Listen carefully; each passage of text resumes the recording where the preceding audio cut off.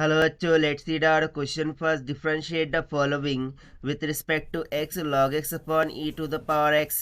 So यहाँ पर हमें log x upon e to the power x को differentiate करना है with respect to x. तो चलिए start करते हैं solution से.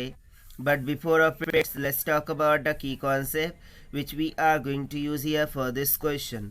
So यदि मुझे d by dx of two functions reciprocal में दे रखो, just like f of x by g of x.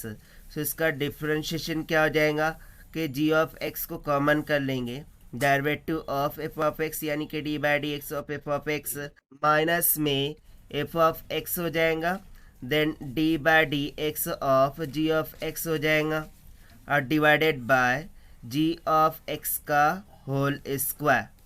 सो इस फॉर्मूले के अकॉर्डिंग हम इसको डिफ्रेंशिएट करेंगे.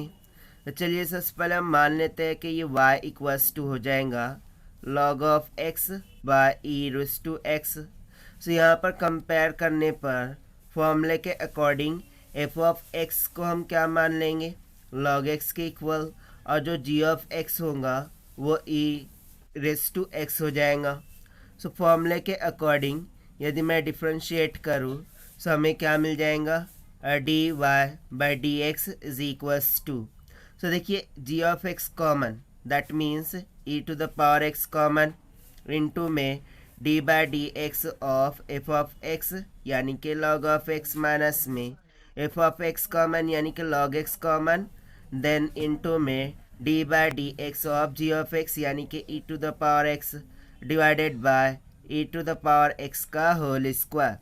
सो यहाँ से फर्दर हमें मिल जाएगा d y by d x is equals to e raise to x as it is. Now d by d x of log of x is nothing but is equals to 1 by x. So by using this formula, this will become 1 by x minus में log of x common, derivative of e to the power x, e to the power x ही होता है, divided by e to the power x का whole square. Now if we take e to the power x as common, so यहाँ पर क्या बच जाएगा, 1 by x minus में log of x divided में e to the power x का whole square. सो एक टर्म यहाँ से हो गई कैंसिल आउट. सो फाइनली मेरे पास d y by d x is equals to कितना मिल गया, यदि मैं इसको मल्टीप्लाई कर दूँ, राइट. सो न्यूमरेटर में हो जाएगा 1 minus x log of x divided by x into में ई रेज़ टू x के इक्वल. और देखिए यही हो जाएगा हमारा आंसर फॉर दिस क्वेश्चन, जो कि हमने सॉल्व किया है by using the conceptual formula of d by d x of f of x by g of x.